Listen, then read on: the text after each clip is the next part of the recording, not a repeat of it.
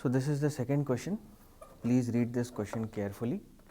Try to understand कि वो आपसे क्या पूछना चाह रहा है और उसके बाद फिर हम लोग इस क्वेश्चन का डिस्कशन स्टार्ट करते हैं.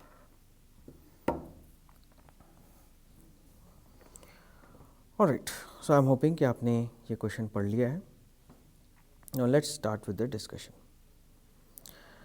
तो Sam used to walk to school every morning and it took him 20 minutes. तो सैम जो है अपने घर से, लेट्स से ये सैम का घर है, अपने स्कूल तक, ये मान लेते हैं सैम का स्कूल है, और he used to walk every morning from this point to this point.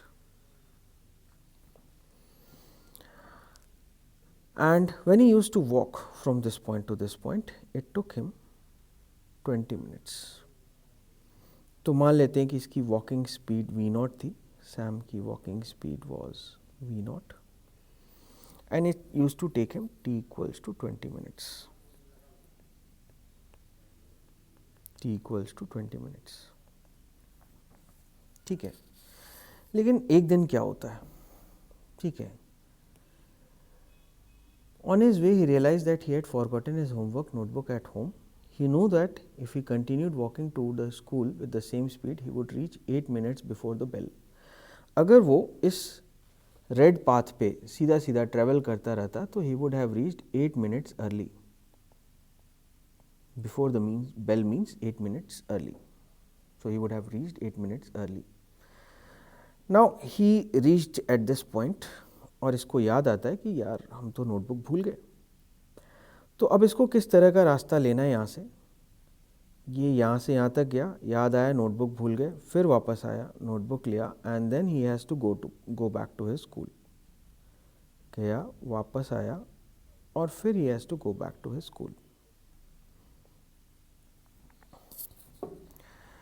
उस दिन सैम ने ये वाला रास्ता लिया, and in this path Sam found that he was 10 minutes late. Sam को लगा कि वो 10 मिनट लेट से पहुंचता है. ठीक है, so considering all these things कुछ चीज़ें हम सीधा सीधा देख सकते हैं. जैसे कि अगर घर से स्कूल की डिस्टेंस d है तो we can say that 20 minutes is equals to d upon v0. That's what we can say, that 20 minutes is equals to d upon v0 अगर सैम कांस्टेंट स्पीड से मूव करता रहता है. Now in this path this boy is 10 minutes late, and in this path he was 8 minutes early. So the time lag by Sam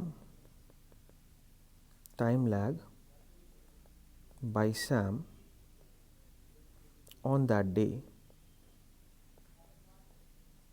was 18 minutes. ये ध्यान रखना please, 18 minute का time lag होगा, 10 minute का time lag नहीं होगा, 18 minute का time lag होगा.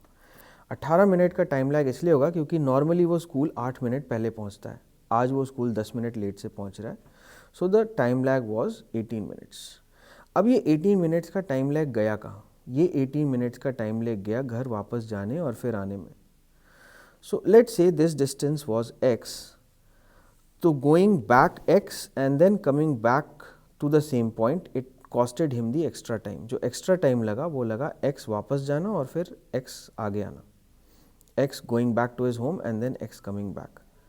So we can say that 18 minutes is equals to 2x divided by v0. That's what we can say. x वापस जाने का और x आगे आने की वजह से जो टाइम लैग हुआ, so 2x upon v0. और हम ये सीधा सीधा कह सकते हैं x upon v0 is equals to 9.